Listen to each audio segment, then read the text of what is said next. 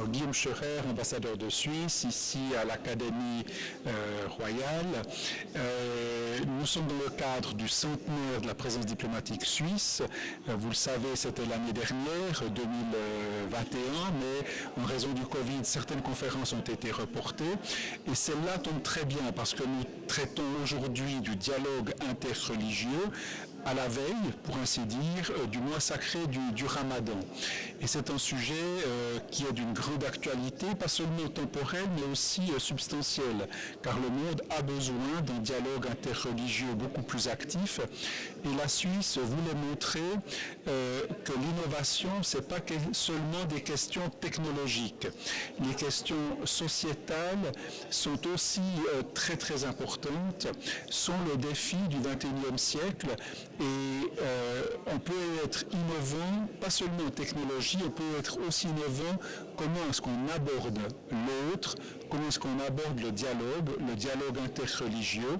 Et la Suisse, avec le centre de dialogue islam suisse, est aussi très innovante. Et le professeur Schmitt a pu démontrer l'importance, je crois, du dialogue interreligieux.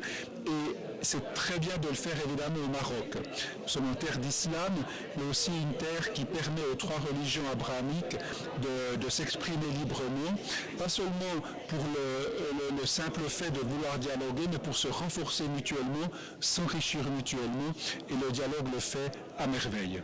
Alors je pense que c'est certainement, de ma perspective, c'est une des priorités, c'est pas forcément la priorité, mais je crois que comme le professeur Schmitt l'a montré, le dialogue interreligieux peut être limité, si vous me permettez l'expression, uniquement des thématiques religieuses, ou alors s'ouvrir à des questions sociétales, dans une perspective parfois religieuse ou pas, mais permettre à différents aspects de se parler, de dialoguer sur des thématiques environnementales, car certainement l'environnement, et ça le Maroc l'a compris aussi depuis très longtemps, avec ses recherches d'énergie alternative, avec son engagement pour les objectifs de développement durable de l'ONU.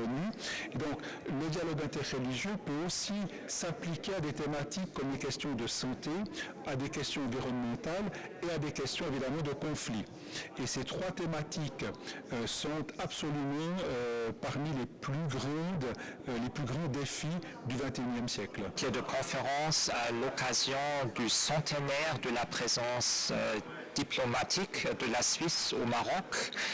Et puis l'idée, dans une très jolie collaboration entre l'ambassade suisse au Maroc et l'Académie Hassan II de sciences et techniques et encore l'Académie du Royaume du Maroc où on se trouve actuellement, était de présenter des chercheurs de différentes disciplines, des sciences naturelles, par exemple, aussi de Suisse. Et moi, je fais partie de ce spectre de chercheurs. On m'a proposé de parler du dialogue interreligieux parce que je suis le directeur du Centre Suisse Islam et Société, qui est un centre universitaire de recherche, de formation, qui veut contribuer à une meilleure compréhension entre les différentes religions en Suisse et notre vocation c'est aussi de travailler ensemble avec les communautés musulmanes pour contribuer à la formation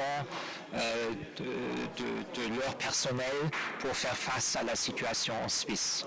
Et mon sujet, c'était le dialogue interreligieux comme une priorité sociale pour le XXIe siècle.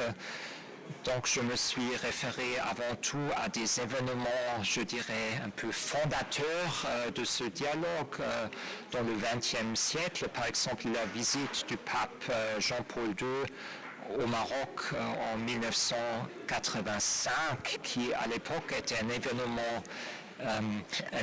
révolutionnaire parce que c'était la première fois qu'un pape visitait un pays musulman arabe et c'était aussi un événement qui a produit des images de paix, de réconciliation.